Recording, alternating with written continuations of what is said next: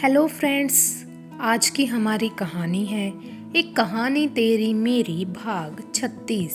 इस भाग को समझने के लिए इससे पहले के सभी भाग अवश्य पढ़ें। रमेश जी और जगदीश जी सोच चुके थे अब उन्हें क्या करना है। अपने बड़े भाई की ओर देखकर रमेश जी ने एक शांत लहजे में कहा, भैया, मतलब कल रजनीश माहेश्वरी खुद अपना गुनाह कबूल करेगा। रमेश, अक्सर हम कुछ पाने के लिए सब कुछ करने को तैयार हो जाते हैं। रजनीश माहेश्वरी को जब पता लगेगा सिंह परिवार से हमारी दुश्मनी गहरी है, हम जानी दुश्मन हैं, तो यकीनन वो वही करने के लिए कहेगा जो उसने राणावत परिवार के साथ किया। जगदीश जी अंदाजा लगाते हुए पूरे आत्मविश्वास के साथ बोले। रमेश जी का मन भी शांत हुआ। वो अब वहाँ से चले गए। जगदीश जी अब अपनी पत्नी सुषमा की तस्वीर देखने लगे। उस तस्वीर को देखते हुए जगदीश जी ने गहराई आवाज में कहा, सुषमा, अब राणावत परिवार को इंसाफ मिलेगा। बस अब उसी दिन का इंतजार है जब अक्षरा सच जानेगी। इधर अक्षरा और शिवी अब भी एक दूसरे के गले लगे हुए थे। पूरे कमरे में सन्नाटा पसरा हुआ था। कुछ देर बाद वो दोनों एक दूसरे से अलग हुए। अक्षरा ने शिवी को देखा। उसे एक बार फिर गरिमा की बातें याद आने लगी। उसने आहिस्ता से शिवी के गाल पर अपने हाथ रखे। शिवी की नजरें अब भी अक्षरा पर ही थी। वो बस उसे देखता रहा। अक्षरा शिवी के करीब ही थी। उसने उसकी आंखों में झांकते हुए कहा, हमें आपके साथ की हर पल हर वक्त जरूरत है। कभी हमें अकेला मत छोड़िएगा। शिवी, हम नहीं जी पाएंगे आपके बगैर। शिवी ने ना में सर हिलाया। उसने अपने हाथ पर रखा अक्षरा का हाथ पकड़ लिया और उसे देखते हुए गहरी आवाज में बोला, मैं जानता हूँ, एंड आई प्रॉमिस मैं कभी तुम्हें नहीं छोड़ूंगा। अक्षरा को कुछ तसल्ली हुई। सबको खोती आई थी वो, इसीलिए ये डर होना स्वाभाविक ही था। शिवी ने अक्षरा को फिर हग कर लिया। अक्षरा भी उसके सीने से लिपट गई थी। कुछ देर बाद अक्षरा का मूड ठीक करने के लिए शिवी जानबूझकर बोला, अक्षरा, पूरी रात ऐसे ही रहना है। अक्षरा को भी अब ध्यान आया वो दोनों जमीन पर ही बैठे थे। वो झट से शिवी से अलग हुई और उठकर खड़ी हो गई। शिवी मुस्कुराने लगा। उसने अक्षरा को देखा और वो उठते हुए बोला, अब क्या इतनी जल्दी अलग हो गई? अक्षरा ने जैसे ही ये सुना उसने नजरें झुका ली और वो नजरें झुकाए हुए ही चुपचाप बेड की तरफ जाने लगी। तभी शिवी ने अक्षरा का हाथ पकड़ लिया। उसने अपनी उंगलियां अक्षरा की उंगलियों के बीच फंसाते हुए उसके दोनों हाथ कसकर पकड़ लिए और आहिस्ता से उसे अपनी ओर खींच लिया। उसके इस तरह खींचने से अक्षरा की पीठ उसके चेस्ट से लग गई। शिवी ने अक्षरा का हाथ जो उसने पकड़ रखा था उसे उसके पेट पर टिका दिया और अपना चेहरा उसके कंधे पर टिका लिया। तभी एक ठंडी सांस छोड़ता हुआ शिवी धीरे से बोला, तो मुझ जैसे टीचर पर गुस्सा आता है? डरती हो तुम, है ना?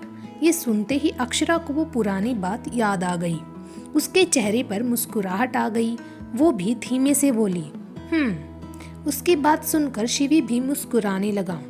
उसने अक्षरा को अपनी बाहों में कस लिया और जानबूझकर बोला, पीजी एडमिशन के फर्स्ट ईयर में अभी मेरी क्लास भी पहुंचेगी। उनके एडमिशन भी स्टार्ट हो चुके हैं और इंचार्ज सर ने मुझे ही पढ़ाने के लिए कहा है। So I am your law teacher. Akshara ने जैसे ही ये सुना उसकी आंखें हैरानी से फैल गई। क्या सच में ऐसा है? 100% सच। शिवी अक्षरा के कान के पास धीमी सी आवाज में बोला। अक्षरा हैरान थी। वो पलटने लगी पर शिवी ने अपनी पकड़ मजबूत बना ली और उसे हिलने तक नहीं दिया। क्या इतना डर क्यों रही हो? खा थोड़ी जाऊंगा तुम्हें। शिवी की बात सुनकर भी अक्षरा ने कुछ नहीं कहा। वो बस चुप रही। शिवी मुस्कुराने लगा। उसने धीरे से कहा, इतना डरने की जरूरत नहीं है। टीचर स्ट्रिक्ट है, तुम्हारा हस्बैंड नहीं। अक्षरा ने शिवी को देखते हुए ही धीमी सी आवाज में कहा, हाँ वो तो हम जानते हैं। अच्छा जी। शिवी के चेहरे पर शरारती मुस्कुराहट आ गई। शिवी के होंठ अक्षरा के चेहरे की तरफ बढ़ रहे थे। दोनों की धड़कनों की आवाज पूरे कमरे के सन्नाटे को तोड़ रही थी। अक्षरा को शिवी के होंठ अपने होठों के करीब आते महसूस हो रहे थे। तभी शिवी के होठों ने उसके होठों को छू लिया। अक्षरा एकदम बर्फ सी जम गई। अगली सुबह जब अक्षरा की आंख खुली, उसने खुद को शिवी की बाहों में पाया। शिवी ने सोती हुई अक्षरा के माथे पर किस किया कि अक्षरा की आंखें खुल गई। आज अक्षरा की आंखों में अलग ही सुकून था। दोनों उठे और वॉशरूम की तरफ बढ़ गए। तभी दरवाजे पर दस्तक हुई। शिवी ने दरवाजा खोला। सामने सिमरन थी। उसके दोनों हाथ भरे थे, जिनमें 7-8 शॉपिंग बैग्स थे। शिवी ने सिमरन को देखा और उसे देखकर सिमरन ने हाँ में गर्दन हिला दी। वो अक्षरा के पास आई। अक्षरा के पास आकर सिमरन ने बैग्स टेबल पर रखे और बोली, भाभी, इनमें आपके लिए कपड़े और आपकी जरूरत का सामान है। अक्षरा सिमरन को देखने लगी। पर हमारे पास है सब, वो सब आप और आपके पति देव जाने। हमें कहा गया था तो बस हमने अपना काम किया। आई होप आपको पसंद आई, सिमरन ने कहा। उसकी बात सुनकर अक्षरा की नजरें शिवी पर चली गई। शिवी उसे ही देख रहा था। दोनों एकटक बिना पलके झपकाए एक दूसरे को देखने लगे। शिवी वॉशरूम की ओर जाने लगा। शिवी, अक्षरा की आवाज सुनकर उसके कदम रुक गए। वो पलटा तो देखा अक्षरा उसके पास ही आ रही थी। ये सब, अक्षरा ने इतना कहा कि उसकी बात काटते हुए शिवी बोला, कॉलेज स्टार्ट होने वाले हैं, सिर्फ साड़ी में नहीं जा सकती तुम, बस इसीलिए। और वैसे भी जो इतने लाइट कलर्स तुम पहनने लगी हो, ये तुम्हें नहीं पसंद तो जरूरी नहीं वो पहनना। अक्षरा कुछ नहीं बोल पाई। वो बस शिवी को देखती रही। उसके कुछ कहने से पहले वो उसकी जरूरतें पूरी कर रहा था। ये देखकर उसकी आंखों में नमी आ गई। अक्षरा, अगर तुम्हें अच्छा नहीं लगा तो सॉरी, पर मुझे लगा तुम्हें जरूरत होगी। शिवी की बात सुनकर अक्षरा ने मुस्कुराते हुए कहा, थैंक यू, और आपको सॉरी कहने की जरूरत नहीं है। शिवी अक्षरा को देखते हुए वॉशरूम की ओर बढ़ गया। अक्षरा शॉपिंग बैग्स में रखे सामान निकालने लगी। उसमें कुछ कपड़े, वॉच, स्लीपर्स, परफ्यूम और उसकी जरूरत का सामान था। अक्षरा सब सामान सेट करने लगी। इधर जगदीश जी अपने कमरे में बैठे कुछ सोच रहे थे। तभी शिवी वहां आया। उसने आते ही पूछा, वो पापा माहेश्वरी का? कि तभी जगदीश जी बोले, तुम रहने दो, उसे हम खुद देख लेंगे। शिवी अपने पापा को गौर से देखने लगा। उनके चेहरे पर आते जाते भाव देखकर वो इतना तो समझ गया कि वो सोच चुके हैं आगे क्या करेंगे। आपने क्या सोचा है? शिवी ने पूछा। जगदीश जी उसे देखने लगे। उन्होंने गहरी सांस लेते हुए कहा, रजनीश माहेश्वरी हमारे साथ काम कर रहा है। इस वक्त वो उदयपुर वापस नहीं जाएगा, क्योंकि वहाँ पर राणावत परिवार का केस हमने रीओपन करवा दिया है और यहाँ उसे अपना नाम बनाने के लिए अपने बिजनेस को आगे बढ़ाना है। हमारे साथ एक डील कर रहा है, पर अभी हमने कहा है कि सिंह परिवार से हुए झगड़े के कारण हम अभी थोड़ा परेशान हैं, इसीलिए काम नहीं शुरू कर पा रहे हैं। वो हमसे मिलने आएगा, पर सिंह परिवार के साथ तो सब ठीक है ना? और वो मिलने आएगा तो इससे आप क्या कर पाएंगे? शिवी ने सवाल किया। जगदीश जी शिवी का सवाल सुनकर मुस्कुरा उठे। उन्होंने कुटिलता से कहा, दुश्मनी निभानी रजनीश माहेश्वरी को बहुत अच्छे से आती है। वो हम पर विश्वास करता है।